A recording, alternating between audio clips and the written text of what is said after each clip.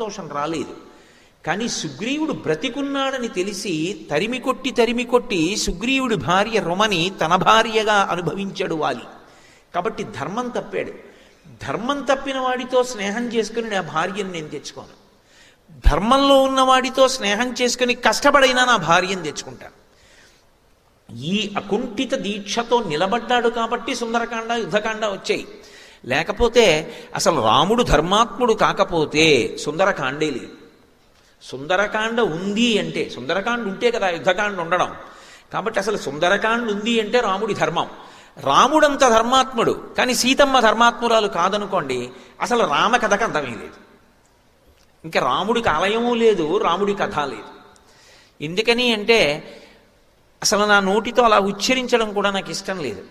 సీతమ్మ మనసులోనైనా సరే ఎప్పుడైనా నిజమే రావణుడు చెప్తున్నది అసలు రాముడు ఉన్నాడో లేడో, ఇలా ఎందుకు నా జీవితాన్ని పాడు చేసుకోవడం అని ఆలోచించింది అనుకోండి, ఇంకేమి సీతారాములు, ఇంకేమి దాంపత్యం, ఇంకెందుకు ఈ దేవాలయాలు.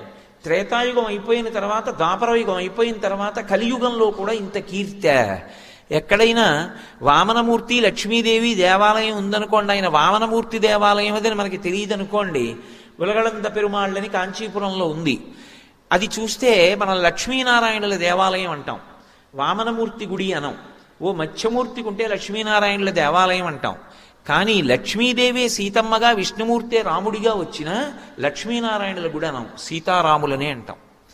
సీత అమ్మ అని కూడా వదిలిపెట్టాం, సీతమ్మ తల్లి అంటాం. ఎందుకు అమ్మ తల్లి రెండు మాటలు అంటే ఆవిడ మీద మనకున్న మమకారం.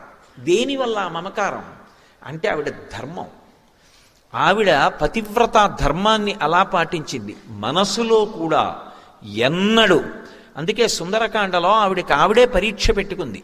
నేను రాముని తప్ప అన్యపురుషుని మనసు యందు ఎరుగనదానినైతే హనుమ తోకకు పెట్టబడిన అగ్నిహోత్రము చల్లబడుగాక.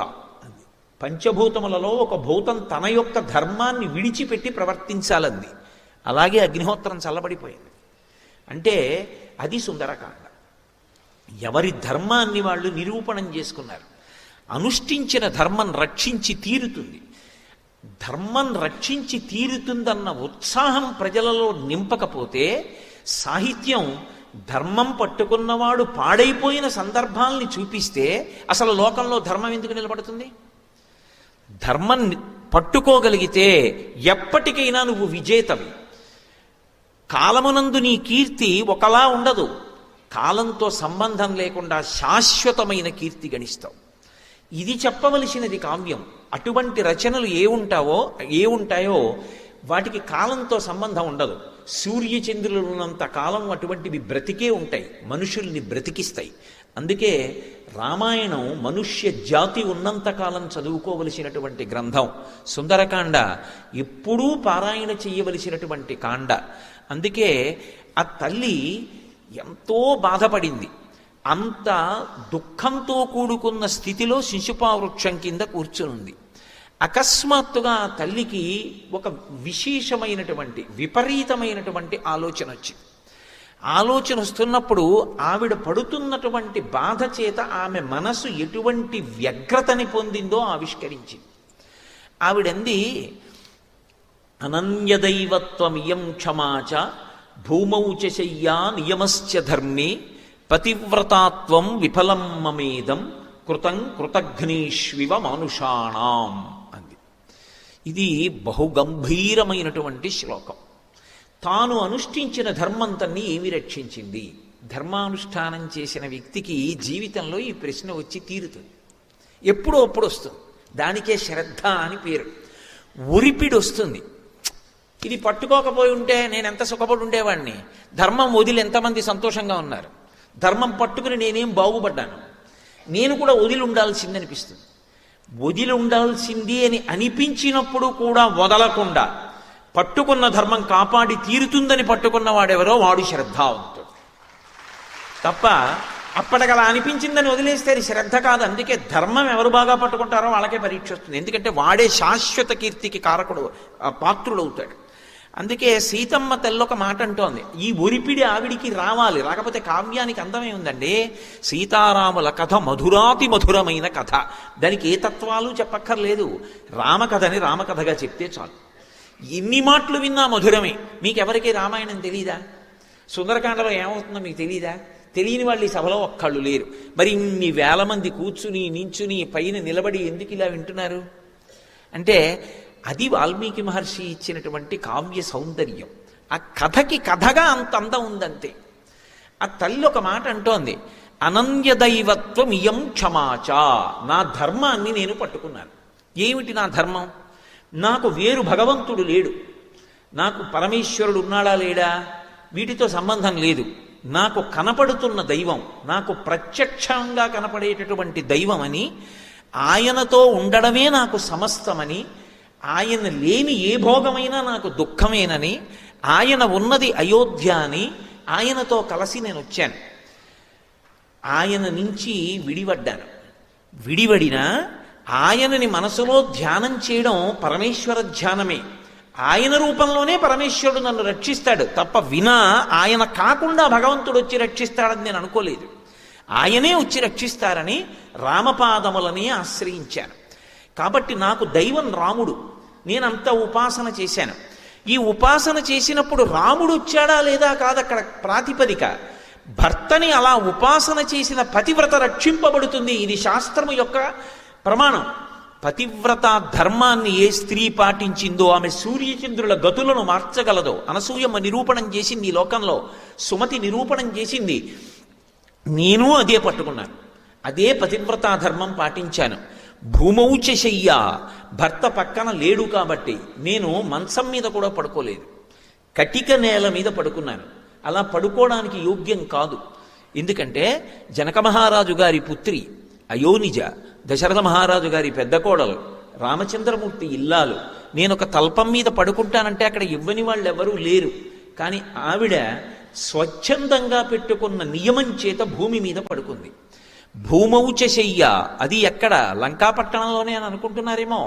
ఒక్క లంకలోనే కాదు, అసలు కళ్ళంబట నీళ్లు పడకుండా చదవలేము. నేను ఒకప్పుడు మా గురువుగారు రాత్రి 10ంటికి మా ఇంటికి వచ్చారు.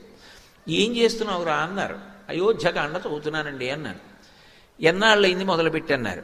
ఓ 3 రోజులు అయింది గురువుగారు అన్నాను. ఎక్కడి వరకు వచ్చావు అన్నారు. ఇవాళతో పూర్తి అయిపోయింది గురువుగారు అన్నాను. ఆయన నా వంక అలా నోరు తెరిచి చూస్తూ ఉండిపోయారు. అదేం గురువుగారు అలా చూస్తున్నారన్నాను. అయోధ్యకాండలో 4 సర్గలు చదవడానికి నాకు 10 రోజులు పడుతుందిరా. కళ్ళమ్మని నీళ్ళు వచ్చేసి ముక్కులోంచి నీళ్ళు వచ్చి 3 రోజుల్లో అయోధ్యకాండ ఎలా చదివేశావురా అన్నారు. ఆయన అనుభవించిన వారు, నేను చదివిన వాడిని. తేడా లేదు. సీతారాముల కష్టాలు ఆయన కష్టాలు. ఆయన దాంతో తాదాత్మ్యత చెంది చదువుకుంటారు. అందులో ఒక విషయం చెప్తారు. సీతారాములు అరణ్యవాసానికి వచ్చారు. అరణ్యవాసానికి వచ్చి గుహుడి దగ్గరికి వెళ్ళారు. గుహుడు అరటి పట్టలు ఆకులు తెచ్చి నేల మీద పడేసి రామా పడుకో అన్నాడు. రాముడు పరమధర్మాత్ముడు, ధర్మం ఆయనకి శాంతి. ఒక వ్యక్తి నిద్రపోతున్నాడు అంటే అతని మనసు ప్రశాంతంగా ఉంటే నిద్రపడుతుంది. అయోధ్య విడిచిపెట్టి వచ్చి నా తండ్రి ఎంత బాధపడుతున్నాడో, నా తల్లి ఎంత బాధపడుతోందో, ఇవాళ రాత్రి మా నాన్నగారు అన్నం తినరు, ఏడుస్తూనే ఉంటారు నేను కనపడలేదని.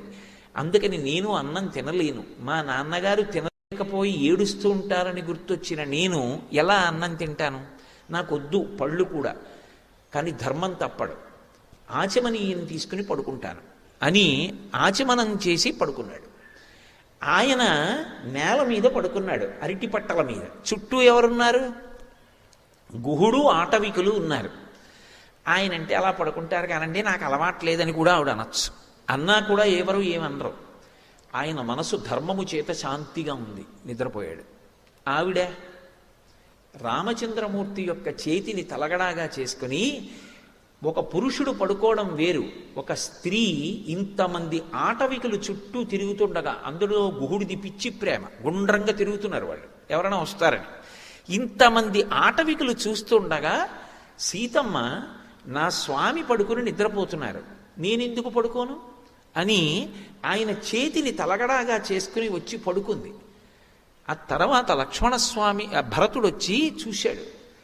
సీతమ్మ కట్టుకున్న పట్టు చీరకున్నటువంటి దారాలు అక్కడ ఉన్నటువంటి ఆకులకి అలమలకి చుట్టుకున్నాయి. గుండెలు బాదుకుని ఇచ్చాడు. నా వల్ల కదూ ఇంత కష్టపడింది వదినమ్మ. ఏమి రామాయణం అండి! కుటుంబం అంటే ఎలా బ్రతకాలో, ప్రేమ అంటే ఎలా ఉంటుందో, అసలు ఎలా మాట్లాడాలో, ఎలా ఆలోచించాలో నేర్పుతుంది రామాయణం. రామాయణం నేర్చుకున్న వ్యక్తి యొక్క ఆలోచన సరళే వేరుగా ఉంటుంది. అంత ఆర్ద్రతతో ఉంటుంది, అంత ప్రేమతో ఉంటుంది. అందుకే అలా పడుకుంది సీతమ్మ. లక్ష్మణస్వామి దగ్గరికి వెళ్ళి గుహుడు అన్నాడు, నీకు అరటిపట్టలు వేస్తాను, పడుకో అన్నాడు. కథం దాశరథౌ భూమౌ శైనే సహసీతయ, ఎలా అని అడిగాడు ప్రారంభంలో.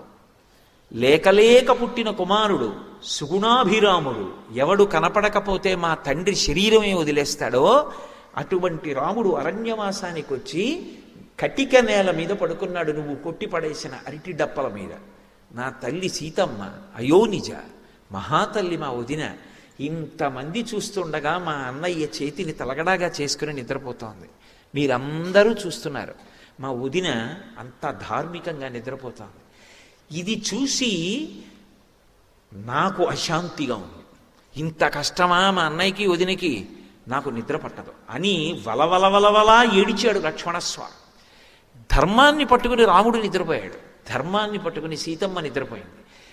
ధర్మాన్ని పట్టుకుని ఇంత కష్టమా? ఏమి వాళ్ళు సుఖపడ్డారు జీవితంలో? ధర్మానికి ఇంత కష్టపడుతున్నారా? లక్ష్మణుడు తట్టుకోలేక నాకు నిద్ర పట్టదన్నాడు. వాళ్ళిద్దరి జీవితం అది. అటువంటి దంపతులు అసలు లోకంలో అపురూపం. అందుకే ఆశీర్వచనం చేస్తే సీతారాముల్లా బ్రతకండి అంటారు. కాలంలో శాశ్వతత్వం దీనివల్ల వస్తుంది అంటే ఆ ధర్మాన్ని పట్టుకోవడం వల్ల వస్తుంది. ఆ ధర్మం గురించి చెప్పనటువంటి గ్రంథం ఎలా లోకానికి ఉపయుక్తమవుతుంది? అందుకే ఆ తల్లి ఒక మాట అంటోంది, నేను ఇంతకాలం నుంచి రాముణ్ణి దైవంగా భావించి కూర్చున్నాను. అనన్య దైవత్వమియం క్షమాచ భూమౌచ శయ్యా నియమశ్చ ధర్మే. భూమి మీద పడుకుని నిద్రపోతున్నాను, సమస్తమైనటువంటి నియమములు పాటించాను. భర్త పక్కన లేనప్పుడు ఏది చెయ్యకూడదో అందులో ఒక్క పని నేను ప్రయత్నపూర్వకంగా ఏదో చెయ్యకుండా ఉండడం కాదు. అసలు నా భర్త పక్కన లేడు కాబట్టి నా మనసే అంగీకరించలేదు, కించిత్ సుఖం నేను పడ్డది లేదు. 10 నెలల నుంచి చీర కూడా మార్చుకోవాలా తల్లి. భూమౌచ శయ్యా నియమశ్చ ధర్మే పతివ్రతాత్వం విఫలం మమేదం. నా విషయంలో పాతివ్రత్య ధర్మము విఫలమైంది. ఇది మహాపతివ్రత మనసు యందు రాకూడని ఆలోచన. ఇప్పుడు ఆవిడ ఈ ప్రశ్న వేస్తే ఎవరు జోక్యం చేసుకోవాలి? ఈశ్వరుడు అన్నవాడు ఒకడు ఉంటే వాడు వెంటనే జోక్యం చేసుకోవాలి. ఎందుకంటే ధర్మం నశించిపోతుంది. ఆవిడకి ఆ ప్రశ్న వచ్చి ఆవిడ ధర్మం తప్పిందనుకోండి, ఇక లోకానికి ధర్మం అన్నదానికి ఎక్కడ ఆదర్శం ఉంటుంది? ఇక ఈశ్వరుడు జోక్యం చేసుకుని ఒక సన్నివేశాన్ని సృష్టించాలి. అందుకే భక్తుణ్ణి రక్షించుకోవడానికి ఈశ్వరుడు జోక్యం చేసుకుంటాడు. ఆయన ఎలా జోక్యం చేసుకుంటాడో మనకి తెలియదు. ఒక్కొక్కసారి బహుముందుగానే జోక్యం చేసుకుంటాడు, వచ్చేది తెలుస్తుంది కాబట్టి అడ్డుకట్ట వేసి నించుంటాడు. మనకి తెలియవు ఆయన యొక్క కృత్యములు. భక్తుణ్ణి మాత్రం ఆదుకుని తీరుతాడు ఈశ్వరుడు. నన్ను నమ్మండి అంతే, అంతకన్నా నేను చెప్పలేను. ఒక సమస్యని ఇచ్చే ముందు మనం సమస్య వచ్చాక ఆలోచిస్తాం. భగవంతుణ్ణి నమ్ముకున్న వాడి గురించి పరమేశ్వరుడు సమస్య ఇవ్వడానికి ముందు వాడికి పరిష్కారం ఎలా చూపించాలని ఆలోచిస్తాడు. నన్ను నమ్ముకునున్నవాడు వాడు పాడైతే, అందుకే భాగవతంలో 8వ స్కంధంలో అంటాడు, వాడు నా కొరకు రక్షింపవలయువాడు. వాడి కోసం వాడిని నేను రక్షించట్లేదు, నా కోసం రక్షిస్తున్నా. అటువంటి వాడు పాడైపోతే లోకంలో భగవంతుడున్నాడు అని ఎవడు నమ్ముతాడు? నమ్మడు. నేను ఉన్నాను అని నమ్మాలంటే నన్ను నమ్ముకున్నవాడు పాడవడానికి వీల్లేదు. వాడి కోసం రక్షించట్లేదు, నా కోసం రక్షిస్తున్నానంటాడు. అంటే సన్నివేశం ఎటు తిరుగుతోందో మీరు గమనించాలి. ఇది మహర్షి చెప్పరు సుందరకాండలో, కానీ అది సౌందర్యం. అనుభవించగలిగితే భగవంతుడు ఎంత ఉలిక్కి పడతాడో, ఎంత తొందరగా సన్నివేశాన్ని మార్చి జోక్యం చేసుకుంటాడో మీరు గమనించాలి. ఈవిడిది వాగ్రూప పరివేదన, ఇంకొక ఆయనది మౌన పరివేదన. ఏమిటా మౌన పరివేదన అన్నది మీకు నేను కాసేపట్లో ఆవిష్కరిస్తాను. కాబట్టి భూమౌచ శయ్యా నియమశ్చ ధర్మే పతివ్రతాత్వం విఫలం మమేదం. కృతం కృతఘ్నేష్వివ మనుషాణం, చాలా పెద్ద తీర్పు చెప్పేసింది ఆవిడ. కృతఘ్నుడి పట్ల ఉపకారము ఎలా ఉంటుందో రాముడి పట్ల నా పాతివ్రత్యం అలా అయిపోయింది. రాముడు కాదక్కడ రక్షించవలసింది, ఆమె పతిని దైవంగా నమ్మింది. అనన్య దైవత్వం ఇయం క్షమాచ. ఇప్పుడు రాముడు వస్తున్నాడమ్మా, నువ్వు బెంగ పెట్టుకోకని ఎవరో మాట్లాడి చెప్పాలి ఆవిడికి. ఎవరో మాట్లాడాలి. ఎవరు మాట్లాడాలి? అక్కడ అలా మాట్లాడడానికి ఒక్కడే ఉన్నాడు. ఆ ఒక్కడు మాట్లాడడానికి అవకాశం కల్పించాలి, సన్నివేశం తిరిగిపోవాలి. ఇప్పుడు జోక్యం చేసుకుంటున్న వాడు ఎవరంటే కంటికి కనపడకుండా పరమేశ్వరుడు జోక్యం చేసుకోవాలి. అది సుందరకాండ. ఆ తల్లి ఇన్నాళ్ళు అనలేదు ఈ మాట, ఇప్పుడు అంటోంది. ఎందుకు అనాలి అంటే ఒకటి మౌన పరివేదన ఒకటి ఉంది. ఏమిటా పరివేదన? ఇప్పటి వరకు ఆయన సీతమ్మ దర్శనం ఒకటే చెయ్యాలనుకున్నాడు. సీతమ్మ జాడ కనిపెట్టి రాముడికి చెప్దాం, అందుకే వచ్చాడు ఆయన.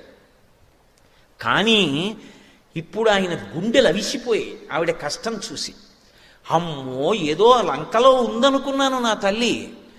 ఇప్పుడు ఆయన మనసు ఏమైపోయిందంటే రాముణ్ణి నింద చేశాడు ఆయన. రాముడి కన్నా దైవం లేడు ఆయనకి.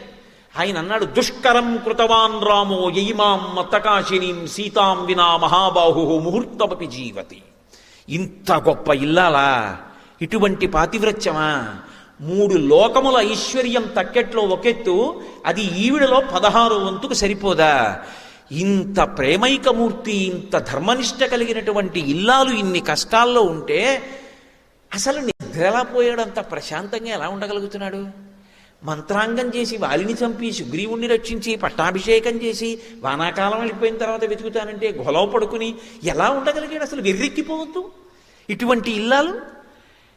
ఆవిడ చుట్టూ ఇంతమంది రాక్షస స్త్రీలా, రావణుడు ఆవిడ్ని ఇలా మాట్లాడడమా? ఏడ్చి ఏడ్చి పవిట కొంగు తడిసిపోవడమా? ఇప్పుడు ఇవన్నీ చూసిన తరువాత సహృదయుడైతే ఏం ఆలోచిస్తాడు? అమ్మో నేను వెళ్ళిపోవడం కాదు, అసలు ఆయన ఏం పట్టుకొచ్చాడో మర్చిపోయాడు. ఇప్పుడు ఏం పట్టుకొచ్చాడు ఆయన? ఉంగరం ఒకటి పట్టుకొచ్చాడు రాముడి దగ్గర నుంచి. ఇది నేను మీతో మనవి చేసింది. సమస్యనిచ్చే ముందు పరిష్కారం ఈశ్వరుడు ఆలోచిస్తాడని.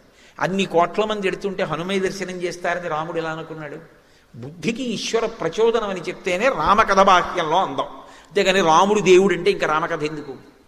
అసలు రాముడు దేవుడని వాల్మీకి మహర్షి చెప్పలేదు. ప్రారంభంలోనే నారదుడు వచ్చినప్పుడు ఆయన అడిగింది 16 గుణములు కలిగిన నరుడు ఎవరని అడిగారు. కోన్వస్మిన్ సంప్రదంలోకే గుణవాన్ కశ్చ వీర్యవాన్ ధర్మజ్ఞశ్చ కృతజ్ఞశ్చ సత్యవాక్యో దృఢవ్రతః చారిత్రేణ చ కోయుక్తః సర్వభూతేషు కోహితః విద్వాన్ కః కస్సమర్థశ్చ కశ్చైక ప్రియదర్శనః ఆత్మవాన్ కో జితక్రోధో ద్యుతిమాన్ కో ననసూయకః కస్య బిభ్యతి దేవాశ్చ జాతరోషస్య సంయుగే అని అడిగారు. కాబట్టి ఇప్పుడు 16 గుణములు పరిపూర్ణముగా కలిగినటువంటి నరుడు రాముడైతే ఆయనకి బుద్ధిని ప్రచోదనం చేసిన వాడు ఈశ్వరుడని చెప్తేనే సీతారాముల కథ మధురాతి మధురమవుతుంది. అంటే అసలు సీతమ్మకు వస్తున్నటువంటి సమస్యకి ఏ కాలమునందు పరిష్కారం రావాలో దానికి అనువుగా ఆయన బుద్ధిని ప్రచోదనం చేసి ఉంగరం ఇచ్చి పంపించాడు. ఇప్పుడు పట్టుకొచ్చిన ఆయన చటుక్కును ఉంగరం ఇచ్చి, అమ్మ ఏమనుకోకు, నీ జాడ తెలుసుకోవడానికి వచ్చాను, నేను హనుమని, ఇదిగో ఈ ఉంగరం రాముడు ఇచ్చాడు, నీ దగ్గర ఎట్టే పెట్టుకో, నువ్వు కనపడ్డావని చెప్పేస్తాను. రాముడి దగ్గరికి వెళ్ళి తుర్రుని పారిపోయాడు అనుకోండి. ఇది దుష్టుడైన రావణుడు చేసిన పని అని ఉంగరాన్ని అవతల పారేసి ఆవిడ ప్రాణం తీసేసుకుంటాడు. ఎందుకంటే వీడు నన్ను యామారుస్తున్నాడు. అలా రావణుడు చేశాడని ఎందుకు అనుకుంటుంది అని మీరు అనుకుంటున్నారా? అసలు యుద్ధకాండలో ఇంకా యుద్ధం మొదలవలేదు. యుద్ధం మొదలవకుండానే వాడు రాముడి యొక్క కృతకమైన శిరస్సు తయారు చేశాడు. తయారు చేసి రాముడి శిరస్సు తెచ్చి సీతమ్మ దగ్గర పెడితే కట్టుకున్న ఇల్లాలు అది రాముడి తలకాయ అనుకుంది ఆవిడ. అంత ఏడ్చింది. కానీ ఈశ్వరుడు అక్కడ ఉన్నాడు కదూ. అంత ఏడుస్తుంటే అకస్మాత్తుగా వాడికి కబురు వచ్చింది, ఏదో ముఖ్యమైన పని మీద అందరూ ఎదురు చూస్తున్నారు రమ్మని. చటుక్కున వెనక్కి తిరిగిపోయాడు. తిరిగిపోవడంలో శిరస్సు అంతర్ధానం అయిపోయింది. అప్పుడు పక్కనున్న వాళ్ళు చెప్పారు, ఇంద్రజాలం వాడు సృష్టించాడు, అది రాముడి శిరస్సు కాదు. కావాలంటే అదిగో భైరీనాదాలు వినపడుతున్నాయి. నిజంగా రాముడి శిరస్సు తెగిపోతే వాళ్ళందరంత సంతోషంగా ఉంటారా, వస్తారా వానరులని అని. ఇంకొకసారి బ్రహ్మాస్త్రం చేత రాముడు పడిపోయి ఉంటే రాముడు మరణించాడు చూడమని సీతమ్మని పుష్పక విమానం ఎక్కించి పంపించాడు. ఎలాగో రాముడు చనిపోయాడని ఆవిడ తప్పు చేస్తే ఇక రాముడు లోపలికి రాడు, వెళ్ళిపోతాడు. ఇటువంటి భార్య నాకెందుకని కార్యం సాధించవచ్చు. ఎటువంటి కుట్రపూరితమైన ఆలోచనలు చెయ్యాలో అన్నీ చేశాడు. పైకి చేష్టితములకు ముందు లోపలి సంస్కారం ప్రధానం. లోపల ఆలోచన ఎలా ఉంటుందో పైన కార్యం అలా ఉంటుంది. అన్ని అవలక్షణములున్నవాడు, అటువంటి దుష్టమైన ఆలోచనలు ఉన్నవాడు, అటువంటి వాడు ఒక ఉంగరాన్ని తీసుకురావడం పెద్ద గొప్ప, తన దగ్గర ఉన్న రాక్షసుల్లో ఒకటి కోతిని చేయడం పెద్ద గొప్ప. ఆవిడ నమ్ముతుందా? ఆవిడికి ఆశ్వాసం కలుగుతుందా? ఒక్కనాటికి కలగదు. ఇప్పుడు ఆయన గుర్తించింది ఏమిటంటే ఈ తల్లికి ఉంగరం ఇవ్వడం ప్రధానం కాదు, ఉంగరం ఇవ్వడానికి ముందు మాట్లాడాలి. అసలు మాట్లాడడానికి అవకాశం ఏది? ఇప్పుడు